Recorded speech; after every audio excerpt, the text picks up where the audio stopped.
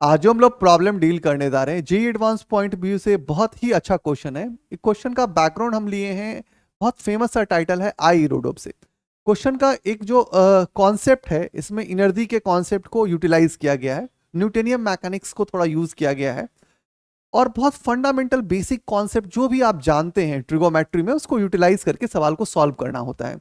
तो एक बार क्या करते हैं, हम क्वेश्चन का बैकग्राउंड बताते हैं। जैसे क्वेश्चन का एक बार बैकग्राउंड क्लियर हो जाएगा तो आपको विजन क्लियर हो जाएगा क्वेश्चन को कैसे सॉल्व करना है, और वो विजन यदि माइंड के साथ सेटअप हो जाए तो आप क्वेश्चन को क्लियर कर सकते हैं। तो सबसे पहले क्या करते हैं कि हम आपको एक बार फिगर शो करते हैं। यदि क्लियरली फिगर आपको अच्छे से बता दिया जाए तो आपको ये जो इतने सारे मैटर्स मैंने लिखे हैं बोर्ड के बैकग्राउंड में वो बताने की जरूरत नहीं पड़ेगी। फिर आपको क्वेश्चन ऑटो आपके माइंड सेटअप के साथ वर्क करने लगेगा। तो देखो कि अपने पास एक थ्रेड लगा कर रखा है हम लोगों ने, थ्रेड से दो ब्लॉक्स को कनेक्ट करके रखा है, ए ब्लॉक और बी ब्लॉक्स, ठीक है। और जो पुली है वो मासलेस है और यहाँ पे स्प्रिंग लगाए हुए हैं, ठीक है। और स्प्रिंग का लेंथ बोलते हैं एल नोट है। होता क्या है कि एक इंस्टेंट पे ये बर्न आउट हो जाता है, तो ए वाला ब्लॉक जो होता है वो वी स्पीड से मूव करता है, तो उतना ही स्पीड से बी वाला ब्लॉक नीचे की तरफ आएगा। जब वो मूव करता है तो क्या करता है कि स्प्रिंग उसको एक समझ लो कि कुछ ऐसे खींच दिया, जैसे बहुत फास्ट खींचा, तो क्या हुआ कि वो अपना कांटेक्ट लॉस कर गया। उस कंडीशन पे नॉर्मल फोर्स क्या हो जाएगा, जीरो हो जाएगा। तो ऑब्वियसली एक स्प्रिंग थोड़ा सा यहाँ से यहाँ तक खिंचा गया होगा, तो आपको एक्स भी निकालना होगा, कितना वो स्प्रिंग का जो एक्सटेंशन हो गया वो कितना हो गया, वो भी आपको कैलकुलेट करना होगा।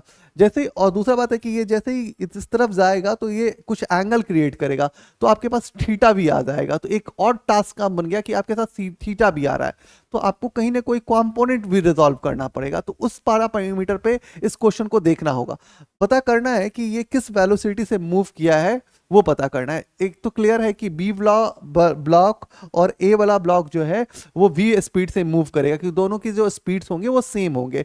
तो ये क्वेश्चन का बैकग्राउंड है, और एक स्प्रिंग कांस्टेंट आपको दिया हुआ है 5 mg/L0 दिया हुआ है सवाल में, जो तो स्प्रिंग कांस्टेंट दिया हुआ है, ठीक है। अब रहा कि इस क्वेश्चन को सॉल्व कैसे किया जाए, तो एक बार क्या करें, हम तो फिर से फिगर को रीड्रॉ कर ले। तो फिगर को आप देखेंगे तो क्या है कि आपका फिगर ऐसा दिख रहा है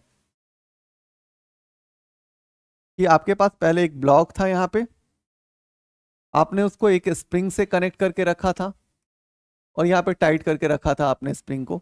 यहाँ पे एक स्प्रिंग लगा के रखा था, और यहाँ पे एक मासलेस पुली कनेक्ट करके एक और ब्लॉक को कनेक्ट कर दिया था आपने। ये ए वाला पॉइंट था, ये बी वाला पॉइंट था, ठीक है। तो ऑब्वियसली है कि ये ब्लॉक जो है वो मूव करेगा, तो ये मूव करेगा तो ये नए पोजीशंस पे आ जाएगा, यहाँ पे आ जाएगा। तो अब स्प्रिंग जो होगा वो क्या हो जाएगा, इस तरह से एक्सटेंड हो जाएगा, ठीक है। और ये जो ब्लॉक है वो ब्लॉक अब यहां ना रह करके इसका भी पोजीशन चेंज हो जाएगा। तो इतना तो बैकग्राउंड मेरे को समझ में आ गया, ठीक है ना। ठीक है, अब इस क्वेश्चन को क्या करते हैं, हम एक फिगर और ड्रॉ करते हैं जो थोड़ा सा स्प्रिंग को दिखा पाए, जिससे आपकी क्लियरिटी और समझ में आए। तो हम एक और फिगर रीड्रॉ करते हैं। अब देखिए क्या कि पहले तो स्प्रिंग ऐसे था, और यहां पे मान लीजिए कि ये ब्लॉक ए रखा हुआ था। अब क्या हुआ, यही स्प्रिंग जो है वो अब अपना पोजीशन बदल करके यहां पे चला गया। तो अब आप देखोगे कि दे मेक्स एन एंगल थीटा, यहाँ पे कुछ एंगल तो ये बना दिया, ये थीटा एंगल बना दिया। अब रहा कि इसके नॉर्मल फोर्स वर्टिकली अपवर्ड लगेंगे, mg वर्टिकली डाउनवर्ड लगेगा। दे मेक्स एन एंगल यहाँ पे थीटा, और स्प्रिंग फोर्स कहाँ लगेगा, तो इस डायरेक्शन में लगेगा kx। तो क्या होगा कि इस k का आपको रिजॉल्व करना पड़ेगा कंपोनेंट। तो एक कंपोनेंट क्या हो जाएगा, के एक्स कॉस थीटा, दूसरा क्या हो जाएगा के x sine theta. But vertical में एक्सेलरेशन नहीं है, तो वर्टिकल एक्सेलरेशन की स्टडी नहीं करें हम लोग, ठीक है। तो ये भी पता है कि ये जैसे ही यहाँ पे ब्लॉक पहुंचेगा तो ये थोड़ा हल्का लेफ्ट ऑफ हो जाएगा, लेफ्ट होने के कारण क्या होगा, नॉर्मल जीरो हो जाएगा। तो हम क्या लिखेंगे, कि x cos theta equal to क्या हो जाएगा, एम जी हो जाएगा, ठीक है। मान लेते हैं कि ये जो हमारा है ये हमारा एक्स नोट है, इसको हम मान लेते हैं ओ है, ये सी है और ये ए है, जो एज ए फिगर तुमको दिख रहा होगा, ठीक है। अब हम यहाँ पे थोड़ा ट्रिगोमेट्री लगाते हैं, थोड़ा ट्रिगोमेट्री यूज करना चाहिए मेरे को। तो हम कहते हैं कि सेक थीटा इक्वल टू क्या होता है, हाइपोटेनियस बाय बेस। तो हाइपोटेनियस बाय बेस की बात कर रहे हैं, तो हाइपोटेनियस क्या है, ओसी है, और बेस क्या है हमारा, तो ये हमारे पास क्या था, एल नोट था, तो हम यूज करेंगे एल नोट, ठीक है ना। तो ये क्या हो जाएगा, L naught sec theta equal to O C, ठीक है। अब हम एक्स निकालते हैं, एक्स क्या है, स्प्रिंग का एलोंगेशन है, तो एक्स इक्वल टू क्या हो जाएगा, ओ सी माइनस ओ ए। अब ओ सी कितना हो जाएगा, तो L naught sec theta minus L naught. थोड़ा सा यहाँ पे ट्रिगोमेट्री जब लगा ही रहे हैं, तो हम एक बार ये भी कर लेते हैं कि टैन थीटा भी कैलकुलेट करके रखते हैं, यूटिलाइज करेंगे। तो टैन थीटा इक्वल टू क्या हो सकता है, परपेंडिकुलर, परपेंडिकुलर क्या है, एक्स नोट है, परपेंडिकुलर बाय एल नोट। तो ये क्या हो जाएगा, L naught into tan theta equal to क्या हो जाएगा, एक्स नोट हो जाएगा, ठीक है। कि इस एक्स नोट की भी वैल्यू, क्योंकि ये भी जो ये यदि इधर एक्स नोट जाएगा, ये इधर एक्स नोट जाएगा, तो ये भी एक्स नोट इधर आएगा, ठीक है। ये तो क्लियर आप कर लीजिए, ठीक है ना। ये चीजें थोड़ा सा विजुलाइज हो जाना चाहिए आपका, क्योंकि मैंने बोला था कि जितना वी स्पीड वो चलेगा, उतना ही नीचे वाला वी स्पीड चलेगा, दोनों की स्पीड सेम होगी, ठीक है। इतने चीजें तो हम लोग कर लिए हैं, इसमें इतना काम तो फ्रेम कर लिए। तो मुझे जो काम का पॉइंट और लग रहा है, ये एक पॉइंट और ये एक पॉइंट, तो ठीक है, हम आगे बढ़ते हैं। तो हम बोलते हैं कि x जो आया है वो क्या आया है, L naught sec theta minus L naught. तो हम इसको x को क्या लिख सकते हैं, एल नोट लिख सकते हैं। सेक थीटा इक्वल टू क्या आ सकता है, 1/cos थीटा, तो into 1/cos theta minus L naught. तो x इक्वल टू हम क्या लिख सकते हैं, एल नोट कॉमन कर ले तो क्या हो जाएगा, 1 - cos θ - 1, ठीक है। अच्छा है, इसको कैसे यूज करेंगे वो देखते हैं, इसका क्या यूटिलाइजेशन होगा वो भी एक बार देखते हैं। अब मेरे को ये भी पता है कि k x cos theta equal to m g हो रहा है। तो हम क्या करते हैं, कॉस का कुछ मैथमेटिकल वैल्यू जो आएगा उसको कैलकुलेट करने के पीछे जाते हैं। तो अभी हम क्या करते हैं कि के एक्स तो ठीक है, चलो के स्प्रिंग कांस्टेंट है, के स्प्रिंग कांस्टेंट मेरे को दिया है 5mg/L0, दिया हुआ है, क्वेश्चन में दिया हुआ, आस्की है, तो गिवन है, ठीक है।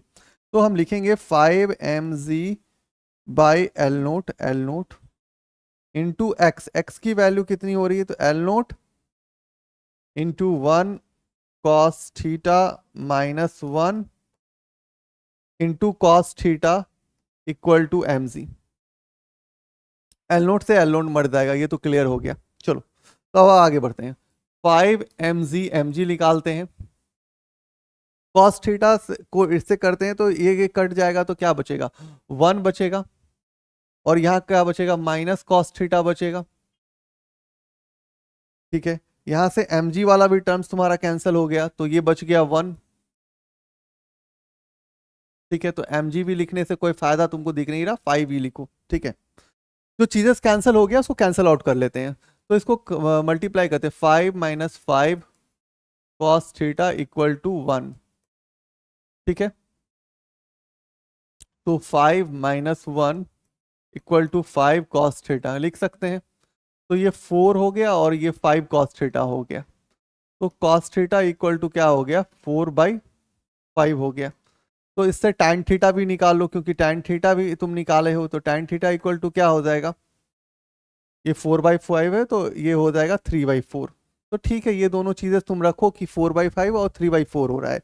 इतना तो तुमको यहाँ तक जो भी कहो, एक तरह से तुमने मैथ्स में प्ले किया है। अब जो प्ले ऑन हो रहा है, अब तो वो इनर्जीज वाला पार्ट आ जाएगा, जहाँ पे हम इनर्जी लगाएंगे, और वो इनर्जी वाला ही इंपॉर्टेंट पार्ट है। तो अभी हम नेक्स्ट पेज चेंज करते हैं, तो हम बोलते हैं कि अच्छा ठीक है, जो ब्लॉक है, एक तो क्लियर है कि मैकेनिकल एनर्जी लगेगा, मैकेनिकल एनर्जीज है, स्प्रिंग है, पोटेंशियल एनर्जीज है। तो इन चीज़ों को अब हम कैसे कंबाइन करेंगे वो देखना होगा। तो सबसे पहले कि जो बी वाला ब्लॉक है वो क्या आ रहा है, नीचे आ रहा है, तो वो कितना नीचे आ रहा है, एक्स नोट नीचे आ रहा है। तो हम यहाँ से यदि ये देख रहे हैं, थोड़ा सा यहाँ पे आते हैं, तो ये बी ब्लॉक है, तो यहाँ पे यदि हम एनर्जीज को थोड़ा प्लान आउट करें, तो एनर्जी का क्या प्लान होगा वो देखते हैं। तो हम ये बोल सकते हैं ना कि यहाँ पे क्या क्या लग रहा है। तो एक तो इसकी स्पीड्स और इसकी स्पीड्स बोल रहे हैं कि सेम है, तो मैं ये बोल सकता हूँ mg x naught equal to both block का एनर्जी तो हाफ एम वी स्क्वायर बोल सकते हैं, प्लस प्लस स्प्रिंग एनर्जी कितना हो जाएगा, हाफ के इंटू एक्स स्क्वायर। यही लगेगा ना। अब यही मुद्दे का सवाल है। एक और चीज है कि बी वाला ब्लॉक जो है वहां पे पोटेंशियल एनर्जी जो होगा वो घटेगा, ठीक है। तो बी वाला ब्लॉक में पोटेंशियल एनर्जी डिक्रीज हो रहा है। तो अब एक्स नोट की वैल्यू जो हम निकाले थे, क्योंकि अभी हम ट्रिगोमेट्री तो यूज ही किए थे, तो हम क्या बोले थे, tan theta equal to x naught by L naught. तो एक्स नोट इक्वल टू क्या बोले थे, L naught into tan theta, ठीक है ना। तो वो चीजें चीजें क्लियरिटी मिलेगा, क्वेश्चन जब सॉल्व करोगे तो ये चीजें आ जाएगा। तो चलो हम क्या करते हैं, अब हम इस बात को यहाँ पे ही लिखते हैं, क्योंकि मुझे थोड़ा और ट्रीटमेंट करना अच्छा लगेगा। तो हम सबसे पहले बोलेंगे कि एम जी एक्स नोट का एक्स नोट इक्वल टू क्या जानते हैं, एल नोट टैन थीटा।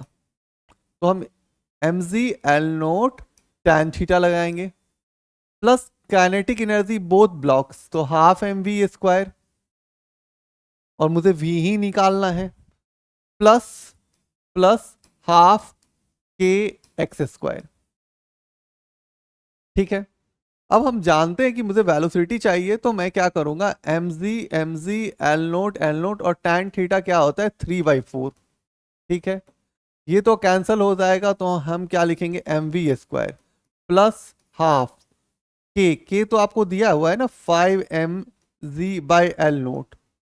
अब जो x है वो क्या है, वो आपको देखना होगा कि x क्या है। आप तो आपने x तो निकाला है ना यहाँ पे, ये यदि आप वैल्यू आप चेकआउट करो तो ये पूरी जो ट्रिगोमेट्री आपने निकाला है यहाँ पे, तो के एक्स है, यहाँ से तो आपको x पता है ना कि x आपके पास ये वैल्यू है,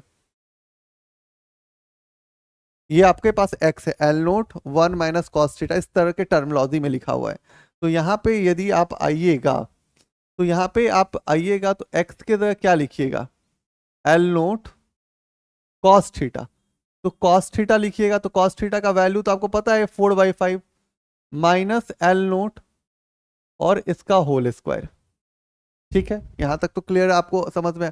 आपको ये भी दिख रहा होगा कि यहां से m वाला टर्म्स कैंसिल होगा, जो कैंसिल होगा उसको कैंसिल करते 3 L0/4, ठीक है। यहां बच गया वी स्क्वायर बच गया, ठीक है। अब इसमें से भी यदि एल नोट कॉमन कर ले तो एल नोट कैंसिल हो जाएगा, तो प्लस प्लस ये हाफ है तो हाफ लिख लीजिए, यहां से एल नोट मारा जाएगा और ये 5 है तो 5 लिख लीजिए, और जी बच जाएगा, जी बच जाएगा। ये ऊपर चला जाएगा, तो ये ऊपर जाएगा तो 5 हो जाएगा, ये 4 हो जाएगा। यदि आप एल नोट के टर्म में ही लिख रहे हैं तो लिख लीजिए, कोई दिक्कत नहीं, फिर तो आपको यहाँ पे एल नोट लिखना पड़ेगा, लिख लीजिए। और यहाँ पे एल नोट,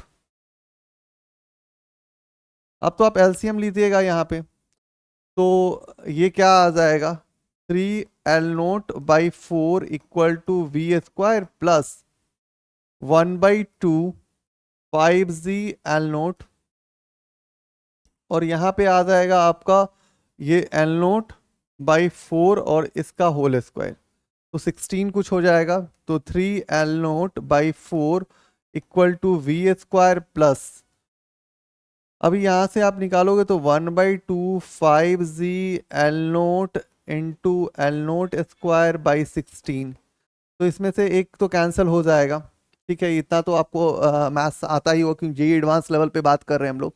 अब यहाँ पे आप देखो तो ये कितना हो जाएगा, 3 L0/4 हो जाएगा, क्लियर है,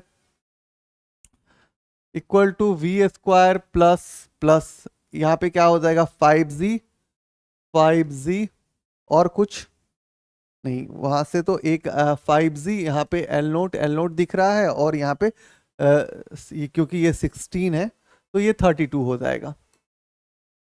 अब आप इसको शिफ्ट कर लीजिए तो ये कितना हो जाएगा, और यहाँ पे z होगा, क्योंकि यहाँ पे हम लोगों ने जब काम किया था तो यहाँ पे हमारा z भी है, तो वो ध्यान रखना है, z वाला टर्म है अपने पास, ठीक है, वो ध्यान रखना है, ठीक है।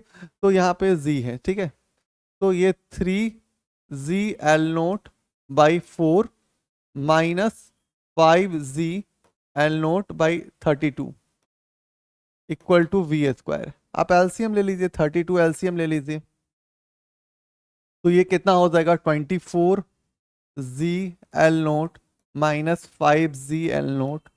ये तो आप मेरे से करवाए हैं बट आप खुद कर लेना। तो ये क्या हो जाएगा 19 g L naught divide by 32 equal to v square.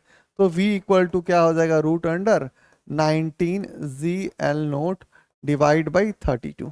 तो ये क्वेश्चन सॉल्व हो गया। इसमें क्या बहुत फंडामेंटल कॉन्सेप्ट्स बोलते हैं कि इरोडोप्स में बहुत हार्ड रहता है, आप बेसिक्स यूज कीजिए। जब भी आप बेसिक्स फिजिक्स यूज कीजिएगा ना तो क्वेश्चन बनेगा। आपको सही से रेजोल्यूशंस आना चाहिए, कंपोनेंट्स बहुत अच्छे से आना चाहिए, तो आपके क्वेश्चंस बन जाते हैं। तो ये क्वेश्चन का आंसर तो निकल गया, आपको क्या क्या चीज करना पड़ा उसको आप एक बार समझिए कि आपके पास ये फंडामेंटल कॉन्सेप्ट है। यदि ये कॉन्सेप्ट क्लियर है तो आपका सवाल बन जाएगा। तो आज के लिए थैंक यू। नेक्स्ट एक अच्छा प्रॉब्लम के साथ फिर हम लोग हाजिर होंगे। आज के लिए थैंक यू।